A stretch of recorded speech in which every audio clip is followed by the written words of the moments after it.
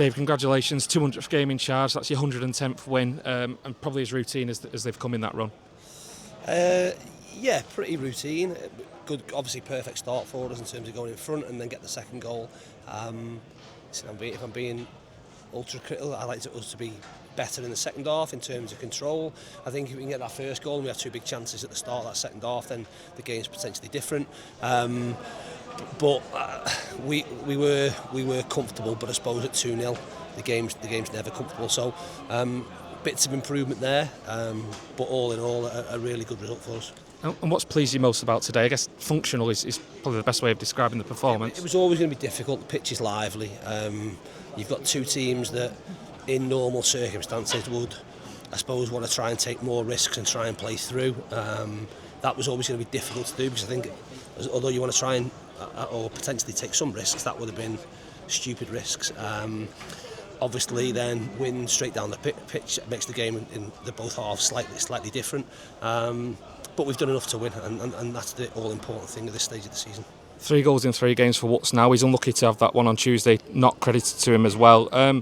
You've spoken a lot about it. They're all the kind of finishes you want him to be getting, those kind of poacher's instincts finishing. Yeah, you've got to keep again, if you're in I suppose a bad run in terms of goal scoring, probably the safest thing to do is find yourself as far away from the goal as possible, but in reality the best thing to do is get yourself as near to the goal as possible, because that's where goals are going to be scored, and that's when I suppose 1 becomes 2 becomes 3 and you go on a run. At least you can start a run, and hopefully that's the case for him.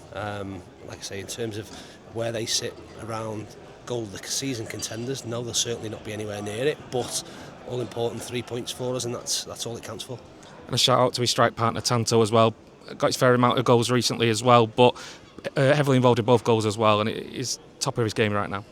Yeah, the two of them are a threat when they put it together, because they bring different I suppose characteristics in terms of what a strike partnership should be. So I've said before, as a striker you are going to get judged on your goals, but the reality of it is what you need to do in the game is far more than that. I think that takes them both now to sort of double figures, and Wood started the season on fire and has had a bit of a barren spell, so that's great for him. Tanto's been in the goal recently, and they're ultimately scoring goals at the important part of the season. That's when you do have to be efficient, and I've said before, we've, I suppose, prided ourselves on, when it does come to this part of the season, still being able to create chances to score goals, and we've done that in the past few games. Long may that continue.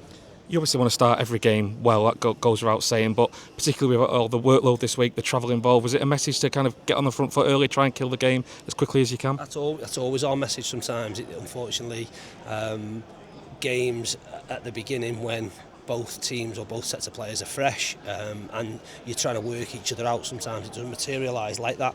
But thankfully today it has. We've got ourselves, like I say, in front. That allows you just to, I suppose, manage the game a little bit differently. We know through watching Exeter, they do have a lot of different rotations. They changed the team from the last game and rolled round the other way, so their 5 becomes a 4.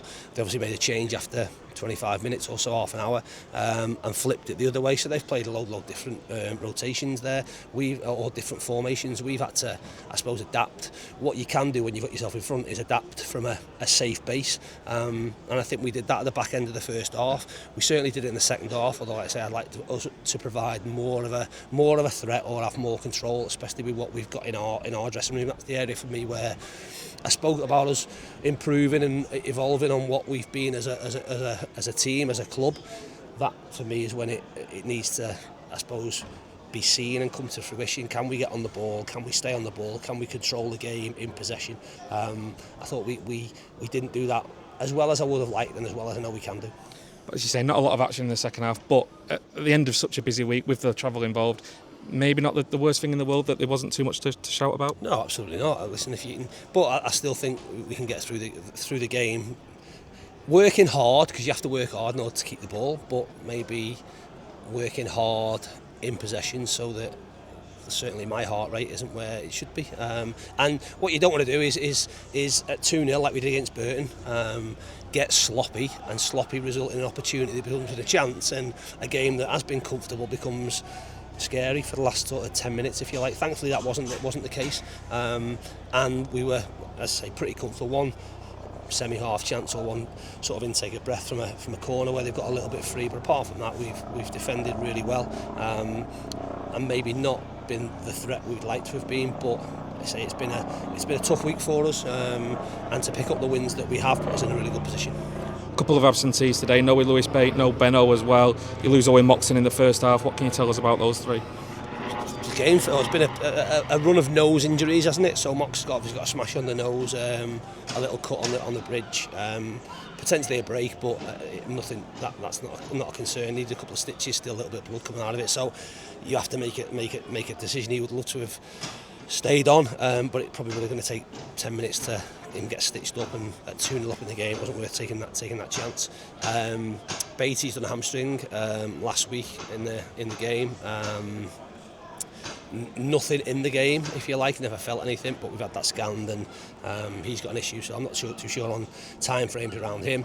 Benno, an innocuous freak one yesterday training. We trained at Bristol Rovers on the way down. A cross has come over. Jack's gone to head the ball, misheaded it, and it's hit Benno on the jaw, and he's gone down like a heavyweight boxer, shall we say, and couldn't remember a thing around where he was at, so he's got a concussion. So from nothing, a freak incident. So we're going to have to go through protocols with him. Thankfully, he went straight to hospital, had a CT scan, but didn't get to the hotel last night till around midnight. So thanks for Luke for staying with him through, and Lando through that period. Thankfully this morning he's feeling a lot better, but there's obviously concussion protocols to go through. So he's probably going to be about a week at best, and we go through and make sure that he's fine and okay.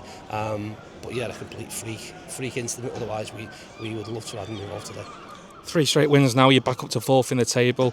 You're actually closer to 2nd than you are 7th. What is the message to the players now heading into these final 5 games? Same as always. Yeah, win all 5 games. That's the message. But ultimately, you're going to do that by winning the next one. So we get an opportunity now to. I won't say relax a little bit, but I felt that we've looked a little bit jaded over the past few weeks. We've had a lot of players played a lot of football. We've obviously got some coming back, so the players will have some time off this week, and it becomes a reset for us in terms of 5 games to go. Obviously next Saturday, and then the busy Easter period and 2 games following that. So our aim's exactly the same as what it was before we played this game. It was to win, and it'll be exactly the same going into Rotherham. Just a final word on those county fans, over 800 of them here today, and what an away following it was. Really got behind your team today. Yeah, brilliant atmosphere. It is weird because from a supporter's perspective, the weather often changes at this time of year, and away games for them become a lot better. Sitting in the sun, having a beer, all them things. From a footballer's perspective, and certainly from my perspective, these are the type of games where you think things just maybe go a little bit flat, and it seems like a pre-season game. The weather's changing, but for them they've had obviously a great time, a great first half. Again, unfortunately from our perspective, and apologies, nothing to shout about or much to shout about in the second half, but they've supported us in what's been an awful long way to come. And like I say every week really in my programme, they'll play their part in what we want to do. I suppose from our perspective, we're here for a certain amount of time. It's their football club, and they'll support it for the club. Yeah, they'll support it with everything they've got, if you like, and we're the beneficiaries of that. So, massive thanks to them for travelling.